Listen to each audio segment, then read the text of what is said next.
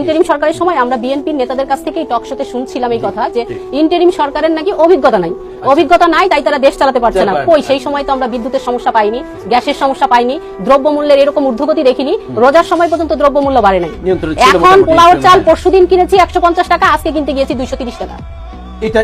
এই যে মূল্য বৃদ্ধি, এই যে ইলেকট্রিসিটি এখন যায় না, মাঝে মাঝে আসে, এই হচ্ছে বিদ্যুতের পরিস্থিতি। হ্যাঁ, এই যদি পরিস্থিতি হয়, এই পরিস্থিতি ইন্টারিম সরকারের সময় ছিল না, তো তারা কিভাবে করলো, তারা কিভাবে সামলাইলো? আমরা তো জানি ভাই, সরকার আমাদের গার্ডিয়ান, সরকার আমাদেরকে আমাদের যা যোগান, আমাদের যা চাহিদা, আমাদের নাগরিক চাহিদা তারা পূরণ করবে। তারা কিভাবে পূরণ করবে এটার প্ল্যান তো তাদের কাছে থাকবে। এই জন্য তো তাদেরকে আমরা সরকারে প্রতিষ্ঠিত করেছি, সরকারে আসছে তারা। তো সরকারে যেভাবে হোক, যদিও ইঞ্জিনিয়ারিং করে টোরে আসছে 70% মানুষের রায়কে এই জন্যই তারা এইভাবে ছুড়ে ফেলে দিচ্ছে, তারপরেও যেহেতু তারা সরকারে আসছে, তারা বলেছে তাদের নাকি অনেক অভিজ্ঞতা আছে।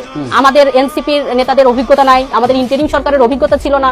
এত অভিজ্ঞতা দিয়ে তারা কোনো প্রি প্ল্যান করতে পারেনি, আমাদের কাছে এখন পরামর্শ চাই।